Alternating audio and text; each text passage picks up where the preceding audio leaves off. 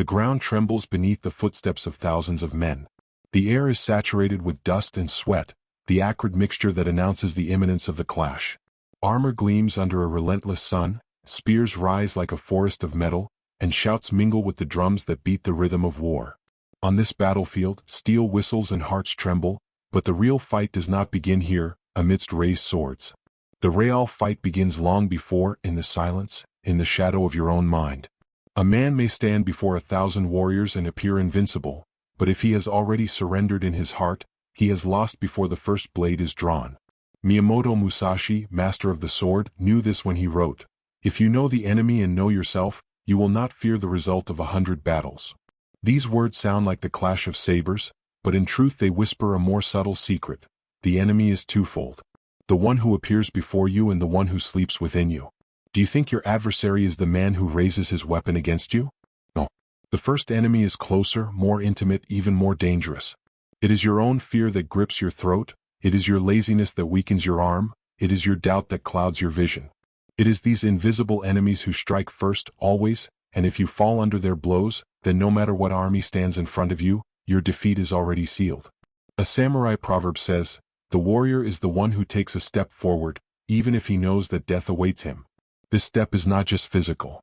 It is the act of crossing the inner chasm, the one where fear whispers, "Stay back." To move forward is not to ignore death, it is to walk with it like a silent companion. Every warrior worthy of the name has understood that the sword may cut through flesh, but it is the spirit that decides whether the body continues or collapses. Imagine for a moment Arjuna on the field of Kurukshetra, hesitating, trembling before his brothers whom he had to face. Doubt chained him like an invisible iron. But that is precisely where the choice lies, to let himself be crushed by the weight of hesitation, or to accept that honor sometimes requires walking through fire. Krishna did not promise him victory.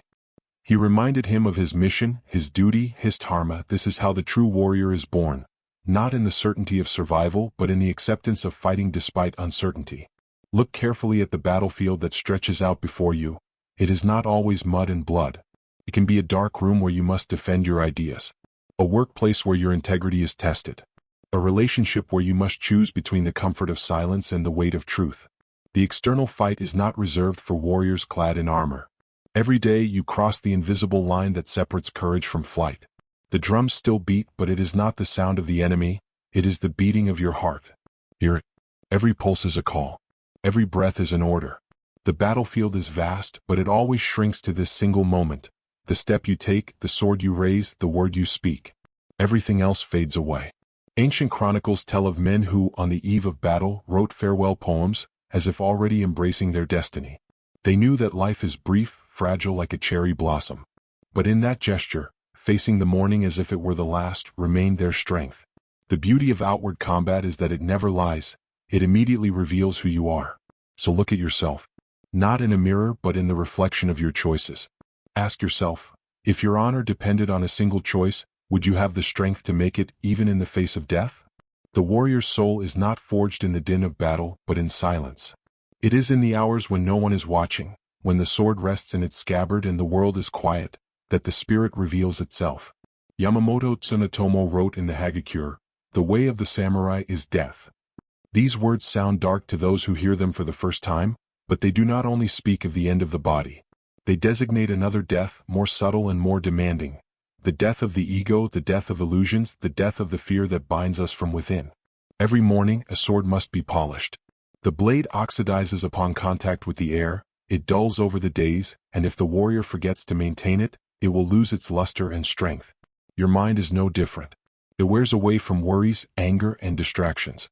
It grows heavy with the invisible dust of your fears, it cracks under the weight of doubt.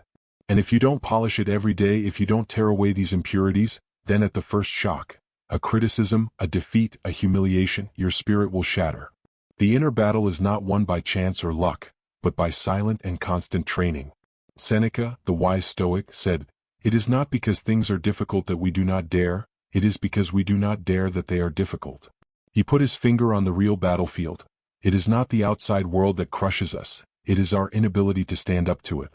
Ask yourself, how many battles have you lost before you even began them, simply because you didn't dare take the first step?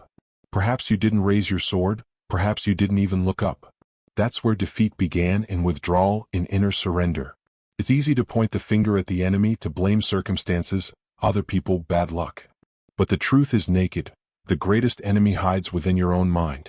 The man who doubts himself has no need of an external enemy, for he is already defeated. The samurai knew this. Before defeating his opponent, he had to learn to die within himself, to let his attachment to comfort, pride, and illusions die.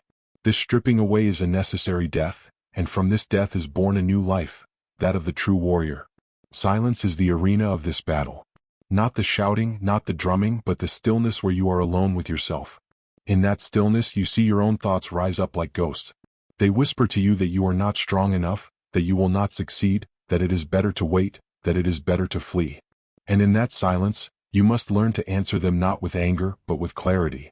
Like a sword slicing a rope, the disciplined mind slicing through illusion. Inner discipline is not spectacular. It is not seen, it is not applauded. But it is this discipline that forges the silent strength that decides everything when the test comes. He who has learned to conquer himself has nothing more to fear. He who has already accepted death, who has already left his illusions behind, enters the battle with a serenity that nothing can shatter. Consider for a moment what your life would be like if you were no longer a prisoner of your fears. If every doubt you carry today evaporated. If you could walk each day with the calm assurance of someone who has already freed themselves from the gaze of others, from possible failures, from the fear of losing. Isn't this freedom what you seek? Isn't this weight you would like to lay aside? But this freedom comes at a price. It requires dying to what is useless in you. Dying to your pride, which always wants to be right. Dying to your laziness, which chains you to inaction. Dying to your anger, which devours your energy.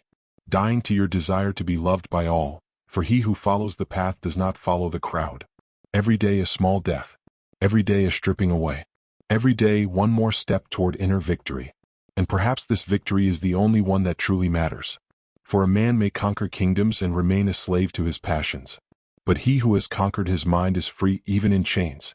He who has triumphed over his fears is alive, even on the threshold of death.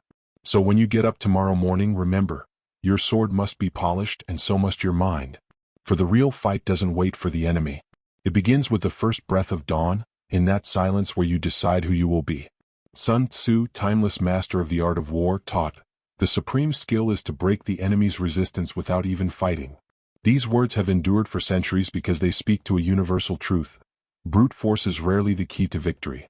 War, whether waged on a dusty field or in the invisible recesses of your mind, is decided long before the clash of blades. He who can see beyond the visible, he who can read the terrain, the flaws, the illusions, he has already won. The strategist doesn't waste his energy hitting the wall. He diverts rivers, he lets time wear away the stone, he chooses the exact spot where minimal pressure will cause total collapse. Likewise, your mind must learn not to exhaust itself in useless battles. Every time you give in to anger, chase after futile arguments, defend yourself against imaginary attacks, you scatter your energy like a soldier who shoots all his arrows into the wind. Strategy is the art of choosing or and when to strike, but also the art of knowing when not to hit. Miyamoto Musashi, Japan's greatest swordsman, didn't win his duels because his arm was stronger. He won them because his mind was clearer. He watched his opponent with stony patience, untroubled by provocations. He waited for the exact moment when a flaw appeared, then struck once, with implacable precision. It wasn't raw power that decided, but the right moment. This is the lesson of the strategist. Don't seek 100 victories, seek the decisive blow. A samurai doesn't rush blindly into the fray. His gaze falls on the smallest details. The enemy's breathing, the tension in his shoulders, the way his feet slide on the ground. In these signs he reads the story of a coming weakness. And he waits. He waits for the enemy to tire himself, to reveal his imbalance, to trap himself in his impatience. For often the greatest trap is set by oneself. It is excessive haste, the fear of losing, the desire to end things quickly. Ask yourself then, are you wasting your energy fighting shadows, or are you preparing your mind for the decisive moment? Too often we live in a permanent war against imaginary enemies, the opinions of others, fear of the future, the memory of past wounds. We brandish our swords against phantoms, and exhaust ourselves in battles that do not exist. Meanwhile, the real enemy, the concrete test that is approaching, surprises us unprepared. Mental strategy requires clarity. It requires knowing how to distinguish the essential from the accessory. It teaches that every moment of anger is a loss of strength, that every fear held is a drain of energy, that every repeated doubt is a breach offered to the adversary. Sun Tzu also said, "He who excels in solving difficulties solves them before they arise." This is the role of your mind, to anticipate, to foresee, to trace a clear path even before the danger is visible. But strategy doesn't stop at preparation. It's also the art of transforming your weaknesses into strengths. History is full of examples where the weakest armies triumphed through cunning, exploiting the terrain, striking where the enemy least expected. In your life it's the same law. Perhaps you believe that your flaws condemn you, that your past weighs you down, that your wounds are chains. But if you change your perspective, it is precisely these flaws that become your weapons. Your endurance comes from your suffering. Your foresight comes from your mistakes. Your courage comes from your scars. A general who knows his limitations turns them into bait. A warrior who knows his weaknesses turns them into traps. And a man who knows his mind learns to make it a weapon sharper than a saber. Mental strategy is not just the art of defeating the enemy, it is the art of knowing yourself to the point of making every flaw useful, every defeat formative, every pain fertile. So, learn to observe your thoughts as Musashi observed his adversaries. See where they run wild, see where they falter, see where they reveal an imbalance. And strike not with violence but with clarity. For he who controls his mind no longer needs 100 blows. He only needs one at the right moment to change the course of a life. The blade only shines if it is polished every day. Your mind too. Discipline is not a burden, it is the warrior's breath. Confucius said, "He who moves a mountain begins by moving small stones." Every step is a stone moved. Get up early. Control your breathing. Keep moving forward even when your body is crying out for help. A Japanese proverb says, 7 times on the ground, 8 times standing up. So, close your eyes and feel this truth. Discipline is freedom. It doesn't bind you, it frees your deepest energy. Ask yourself, what small stone could you move today to build your inner temple? Beyond combat and strategy there is the invisible way, the spirit. The samurai called it Yamato-Damashii, the soul of Japan, the soul of honor. The sword cuts flesh but the mind cuts illusion. Musashi wrote, "The mind must remain free, like water that adapts to any form." The true warrior seeks not only to win, he seeks to become one with the universe. Discipline becomes meditation, combat becomes prayer, life becomes offering. A proverb says, "When the sword is in its scabbard, peace reigns." So ask yourself, are you ready to die to defend what you believe in, but also to live each moment fully as a sacred gift?